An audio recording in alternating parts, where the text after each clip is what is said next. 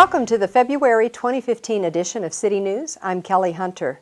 Today we'll take a look back at all of the newsworthy events that took place last month here in the city of Douglasville. First up, as 2015 kicked off, the huge State Route 92 relocation project continues. We spoke with Peter Emanuel, the project manager, to get an update on the construction. I am Peter Emanuel. I am the project manager for the Highway 92 projects. We just concluded our utility coordination meeting with all the utility facility owners on this project, in addition with the contractors, C.W. Matthews, and some of the Georgia DOT staffs, so that we can all be on the same page as we are working towards stage 1 construction sequences for the project. Mr. Emanuel was also on hand at the January 29th council meeting where the city was officially presented an award from the Georgia Department of Transportation for the State Route 92 project.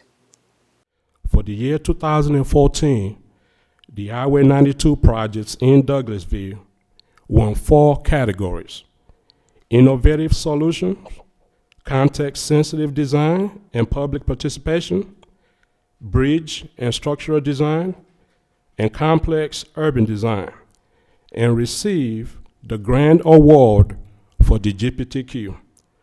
This honor is a reflection of the outstanding work of the design team led by URS and AirCom, Eric Fry.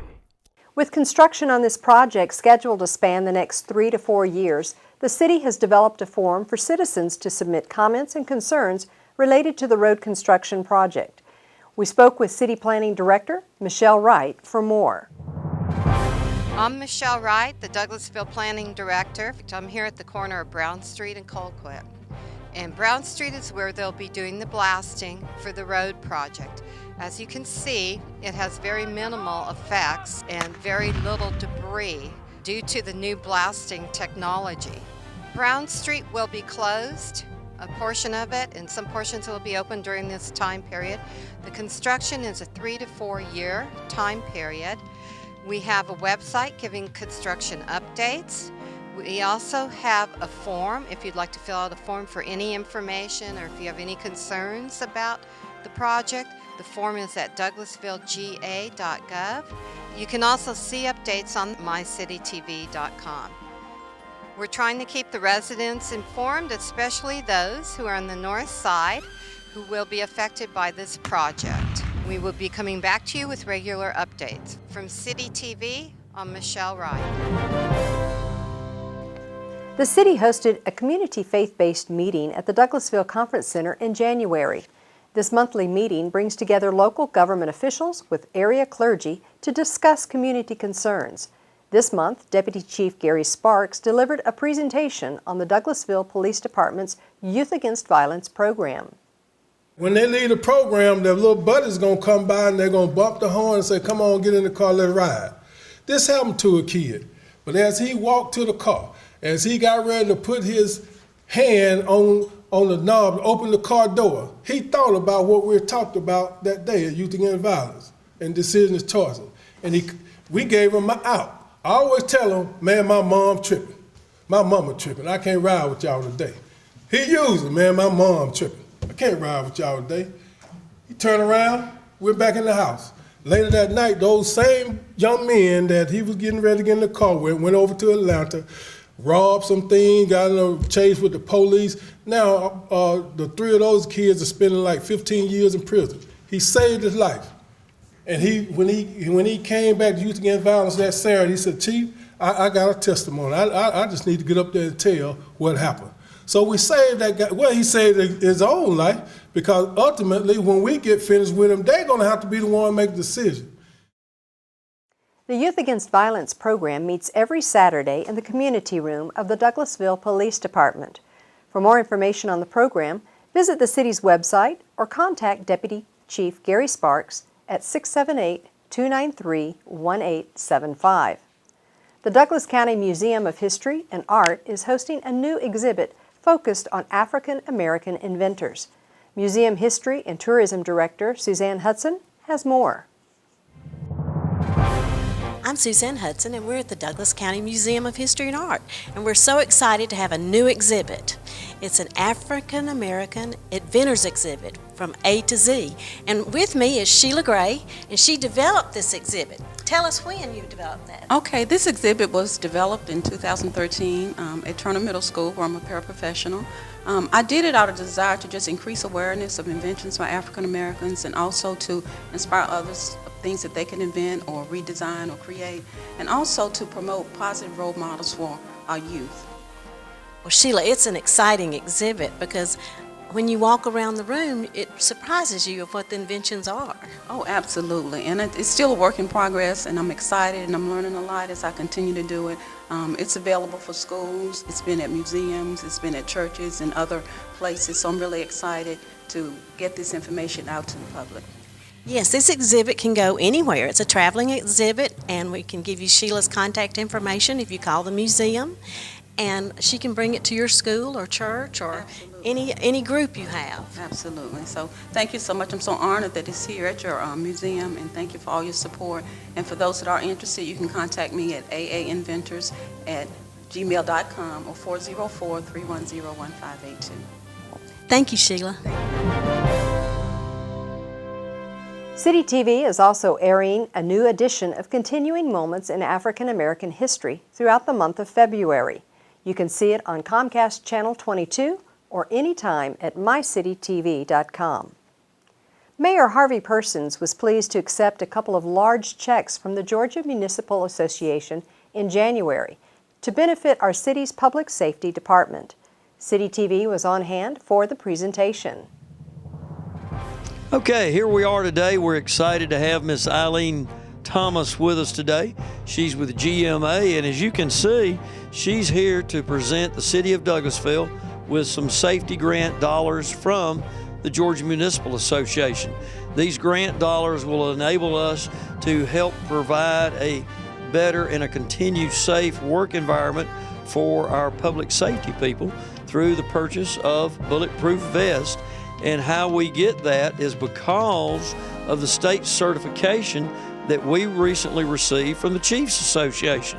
And that is a certification that, it's my understanding, out of the almost 600 and something cities across the state of Georgia, there's only 100 and something that get that certification, and the city of Douglasville is one of those. So we're excited today. You can see we've got a large check and another, well, we got a large check and a sort of large check, but we're excited.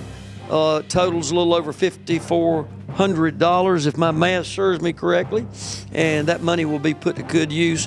But what also it allows us to do is stretch the dollars that we have to manage the city and provide law enforcement to our community, therefore allowing us to continue to keep taxes low and provide the services that we provide on a day-to-day basis for our citizens. So it's an exciting time for all of us.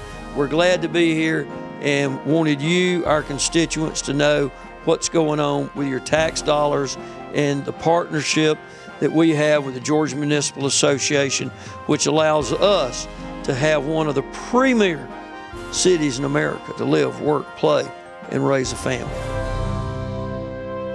Proof of the Pudding, the anchor caterer for the Douglasville Conference Center, held its annual corporate leadership training in downtown Douglasville last month. The day was filled with motivational speakers, team-building activities, and of course, some great food. We're here today at the Douglasville Conference Center, our proud partner here in Douglasville, and today we brought our 2014-15 Leadership Conference to Douglasville Conference Center. This convention's about 80 of our top leaders of Proof of the Pudding Catering. They come together to recap 2014 as well as talk about a lot of different leadership traits and goals for 2015 going forward. We're very, very happy to be here in Douglasville to showcase this new venue in our company to the rest of our associates, and look forward to a great day of leadership. Keep Douglasville Beautiful presented its quarterly Beacon Award in January to Lowe's on Douglas Boulevard. Keep Douglasville Beautiful Executive Director Chan Weeks has more. Good morning. We're here with the manager of Lowe's, at Lowe's, Mr. Frank Jasinski, and his staff, and we're glad to be here to give them the Keep Douglasville Beautiful Beacons Award for businesses, and it is for outstanding conservation and service efforts. So we're excited to be here with Lowe's, Mr. Jasinski and all of his staff and team, and he said that they're the ones that really make things happen, right, and get the job done. Mr. Jasinski, how about telling us a little bit about Lowe's, you, your team, and what y'all do in your conservation efforts to help us here in Douglasville? Yes, Mr. Mayor, I'd like to first thank you for the award. It's a team effort, like you said. If it wasn't for everyone behind us and everyone throughout the store and as a company, we wouldn't be around right now. Right. But we definitely are always involved with our community. The biggest thing is on energy conservation or recycling programs. We have where you have your CFL lights. If they're old and that, you can bring them in. We have an area up front to drop those off. Rechargeable batteries, dry cell batteries. You can bring those in and just drop them up front there. We just finished our Christmas with your lights. If they're out, you can bring those in and drop them off, and we'll take care of recycling all your old Christmas lights. And then we also recycle appliances that we get from customers' house for carry with us to bring back that are damaged or old, don't use. We recycle all that, scrap metals, we recycle our pallets. We also recycle our scrap crate wood that comes off of different things that come in product-wise. We also look on the garden center for our customers is recycling the black holders for the plants. You can bring them in, drop them off. We have a rack back there to take those back out to the growers in that to reuse those. And also our shrink wrap that everything comes in. We recycle all that also to take care of our environment, recycle and help our customers and the community overall. Chan Weeks does a tremendous job for us in helping put all this together. And at this time, I want to turn it over to Chan to introduce the board and talk a little bit more about the Beacons Award. Chan? Thank you, Mayor. We do have a couple of our board members here with us today. We have starting from the end is John Hutstetler, and then Bob Carpenter in the back there, and then Mike Ruggiero, and right in front here, Julie Camp. So we have an 8-member board, and we are very pleased to present this award to Lowe's today for their conservation and service efforts. Our Beacons stands for Business, Conservation, and Service, and we do search throughout the community to find businesses that meet those criteria, and we're just thrilled that we have this opportunity today to present it to Lowe's. Thank you. And wrapping up the month, Mayor Harvey Persons delivered his annual State of the City address at the January 29th City Council meeting. As part of the budget process this spring, we will decide how to fund these services for the second half of calendar 2015. Within the next 4 years, we expect a countywide special purpose local option sales tax. Again, another acronym, SPLOST, referendum. Up to $20 million was agreed to in the agreement that could be sought to fund the purchase of needed fire equipment, fire department equipment, and fire stations. We invite you, our community, and our citizens and our businesses to join us in making this happen. For you see, we are one of the premier places in America to live, work, play, and raise a family. We're going to have a safe community, and we're going to be all we can be, and we're all going to help make it happen, working together. You can see the mayor's entire address at mycitytv.com. Well, that concludes our recap of the month of January 2015. To see all of our news stories and to keep up with the new things happening here in our community, visit us online at mycitytv.com. Remember to follow us on Facebook and subscribe to our YouTube channel for instant updates whenever new content is made available. For everyone here at City TV and the City of Douglasville, we thank you for joining us this month. I'm Kellie Hunter. We'll see you next time on City News.